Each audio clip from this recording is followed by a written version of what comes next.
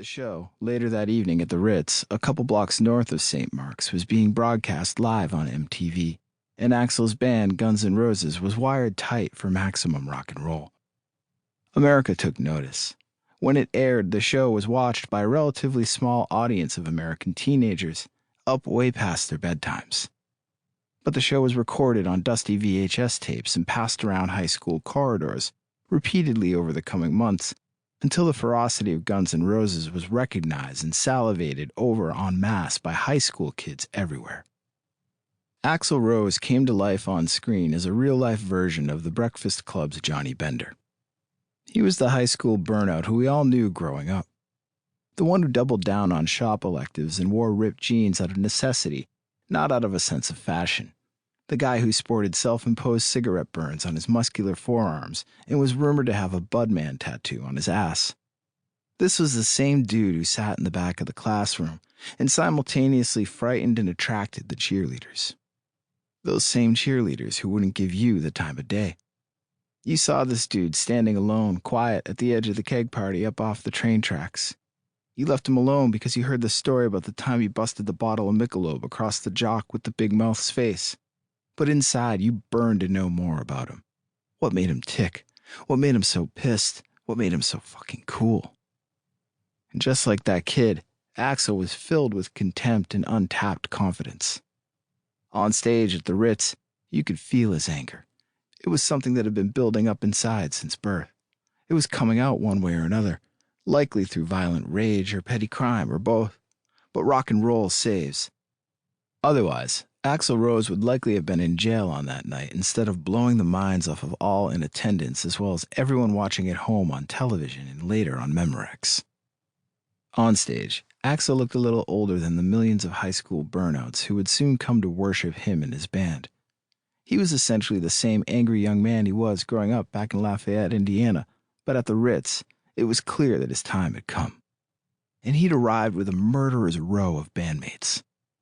Slash, the bronzed Mad Hatter Adonis, Izzy Stradlin with his Ronnie Wood via Johnny Thunders cool, Duff McKagan 11 feet tall and oozing punk rock sex and excitement.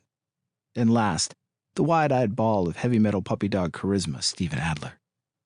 A band that you could immediately tell never had a fuck to give. And their live show was flawless. Even with the flaws, it was flawless.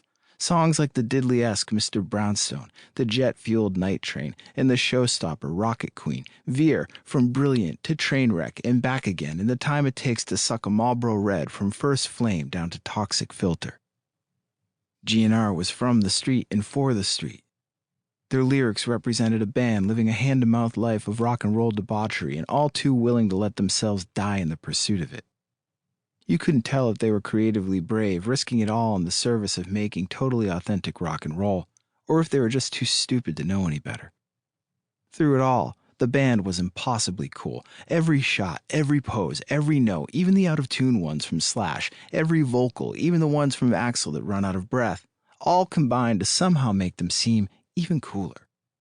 If you tried, you couldn't have created a more representative version of a rock and roll band than the one Axl Rose took to the Ritz stage on February 2nd, 1988. You wouldn't know it from watching them, but the band and the fuck-all attitude that propelled it, and more specifically its singer, had been a long time in the making. The crack from the back of the hand to his mouth came quick. It was unexpected, and it stung like a motherfucker. Young Axl could taste his blood bubbling up from his lip. The damage could have been worse, but luckily Axl's dad didn't wear rings. Jewelry was too ostentatious for a Pentecostal. And so was Barry Manilow and his #1 hit, Mandy, which was what put Axl on the receiving end of another blow to the grill. Axl made the mistake of absent-mindedly singing along to the song's chorus with its lyrics that his dad somehow considered sexually suggestive. Axl seriously did not understand how he was related to this dude, his old man, this abusive, religious nutbag. But that was because Axl wasn't actually related to him. He just didn't know it yet. Then again, young Axl Rose didn't know much beyond Led Zeppelin riffs, Elton John melodies, and pent-up rage for the man he thought was his father.